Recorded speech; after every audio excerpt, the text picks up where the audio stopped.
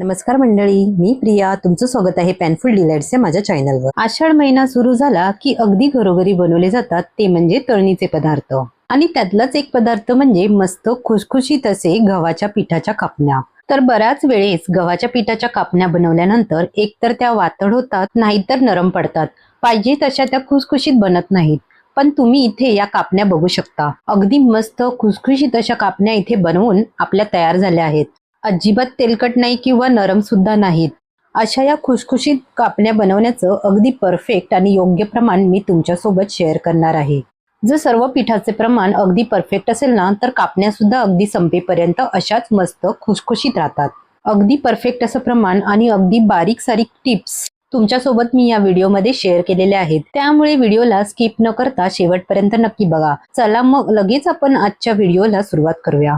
तर सर्वात अगोदर आपल्याला इथे 1 वाटी गूळ घ्यायचा आहे. तर गूळ घेताना बघा अशा पद्धतीने एकदम बारीक असा चिरून घ्यायचा आहे.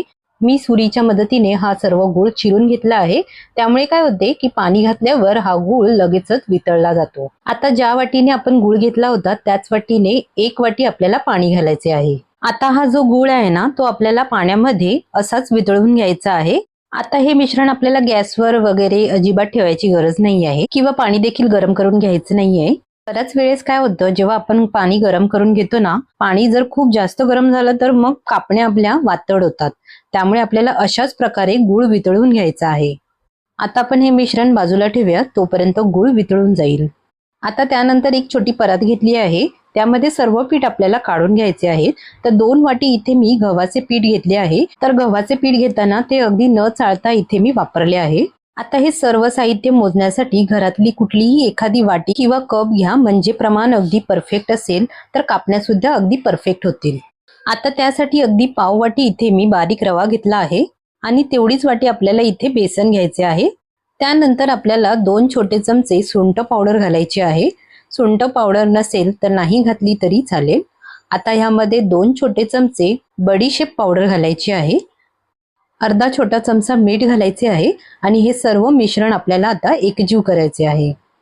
अगदी सोपं प्रमाण आहे. 2 वाटी इथे मी गव्हाचे पीठ घेतले आहे आणि पाव वाटी बारीक रवा आणि बेसन घातले आहे. आता हे संपूर्ण साहित्य चांगलं व्यवस्थित असं मिक्स करून घेतलं आहे. आता मस्त खुसखुशीत अशा कापण्या आपल्याला बनवायच्या आहेत. त्यासाठी आपण तुपाचं मोहन करणार आहोत. तर तुपाचं मोहन किती घालायचं, जो पोहे खाण्याचा चमचा असतो ना, त्या चमच्याने बरोबर 3 चमचे एवढे मी इथे तूप घेतलेले आहे.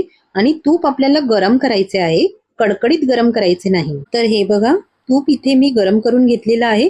आता तूप यामध्ये घालायचे आहे आणि संपूर्ण पिठाला हे तूप चांगलं लावून घ्यायचे आहे.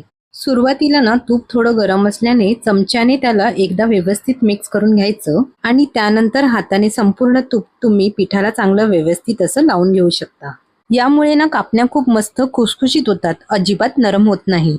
आणि आपण यामध्ये रवा घातलेला आहे, बेसन पीठ घातलेले आहे, त्यामुळे सुद्धा कापण्या अगदी मस्त होतात. फक्त रवा घेताना तो बारीक रवा असतो ना, तोच घ्यायचा आहे.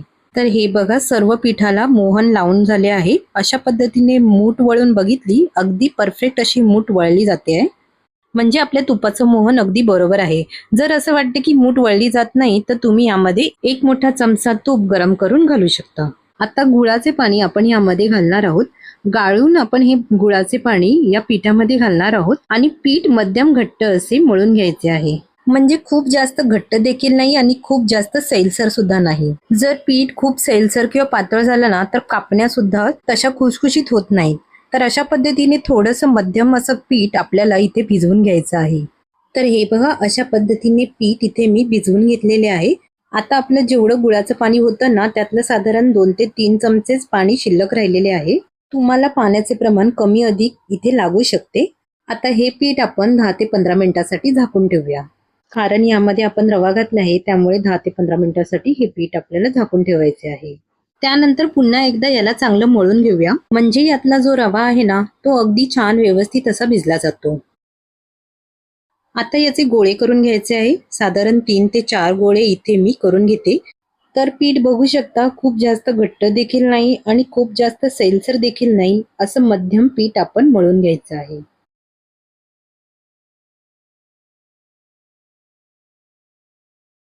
आता लगेच आपण ह्याच्या कापण्या बनवायला घेऊया आणि उरलेल्या पिठावर आपल्याला पुन्हा झाकण ठेवायचे आहे. तर आता आपल्याला एका पिठाच्या गोळ्याची पोळी लाटून घ्यायची आहे.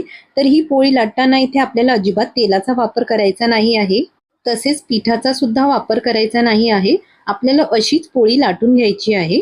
आणि कापण्या बनवतोय तर आपल्याला पोळी ही थोडीशी जाडसर अशी ठेवायची आहे. अगदी पातळ अशी पोळी लाटायची नाही आहे. मी तुम्हाला दाखवते. अगदी थोड्याशा जाडसर अशा ठेवायच्या आहेत, म्हणजे छान खुसखुशीत अशा कापण्या बनवून तयार होतात. हे बघा, अशा पद्धतीने पोळी लाटून घेतली की त्यानंतर वरून थोडीशी आपल्याला खसखस घालायची आहे.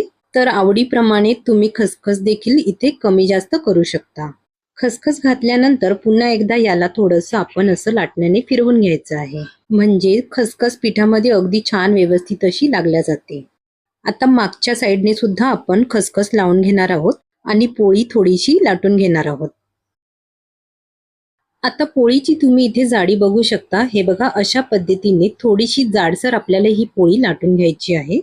आता आपण ही पोळी कट करून घेऊया. तर अशा पद्धतीने कापण्या बनवताना त्यामध्ये थोडासा रवा आणि बेसन पीठ घातल्यामुळे अगदी मस्त खुसखुशीत कापण्या होतात आणि चवीला देखील अजून छान लागतात. फक्त गव्हाचे पीठ न वापरता हे सर्व पीठ वापरायचे आहेत आपल्याला. तर हे बघा, अशा पद्धतीने इथे मी कापण्या कापून घेतल्या आहेत. अशा प्रकारे या कापण्या आपल्याला कापून घ्यायच्या आहेत आणि खूप अशा पातळ करायच्या नाही आहेत. पातळ केल्या तर तळल्यानंतर त्या कडक होण्याची शक्यता असते. आता या सर्व कापण्या आपण एका प्लेटमध्ये काढून घेऊया. जर तुम्हाला हवं असेल तर सर्व पिठाच्या एकाच वेळी कापण्या तयार करायच्या आणि नंतर ते एकदम तळू शकतात. आता आपण या कापण्या तळून घेऊया. त्यासाठी गॅसवर तेल गरम करायला ठेवले आहे. तेल खूप कडकडीत गरम नकोय, अगदी मध्यम मीडियम तेल आपल्याला गरम करून घ्यायचे आहे आणि गॅसची फ्लेम लो टू मीडियम मध्ये ठेवायची आहे. आणि त्यानंतर आपल्याला एक एक करून कापण्या तेलामध्ये सोडायच्या आहेत. हे बघा, कापण्या टाकल्यानंतर अगदी पटकन अशा त्या वरती येतात. आणि कापण्या तळताना आपण एक गोष्ट लक्षात ठेवायची आहे. कापण्या आपल्याला अलटी पलटी करत राहायचं आहे, म्हणजे दोन्ही साईडने त्या छान एकसारख्या रंगाने तळल्या जातील. गॅसची आच ही मोठी करायची नाही आहे. मोठ्या आचेवरती जर आपण ह्या कापण्या तळल्या तर त्या वरतून लाल दिसतील पण आतमध्ये त्या कच्च्या राहतील. त्यामुळे लो टू मीडियम या आचेवरतीच ह्या कापण्या आपल्याला तळून घ्यायच्या आहेत. आता हे बघा, आपल्या कापण्या या गुलाबी रंगावरती तळून झाल्या आहे. आपण त्याला काढून घेऊया. यापेक्षा डार्क रंग होईपर्यंत तळू नये, कारण थोड्या वेळाने ह्या अजून डार्क रंगाच्या होणार. आणि कापण्या तळताना गॅस अगदी लो टू मीडियम ठेवला ना तर कापण्या आतपर्यंत व्यवस्थित शिजतात. तर अशा प्रकारे माझी दुसरी बॅच सुद्धा तळून झाली आहे. तर अशाच प्रकारे आपल्याला उरलेल्या सर्व पिठाच्या कापण्या तयार करायच्या आहेत. आता या कापण्या सुद्धा माझ्या तळून झाल्या आहे. आपण त्याला बाहेर काढूया.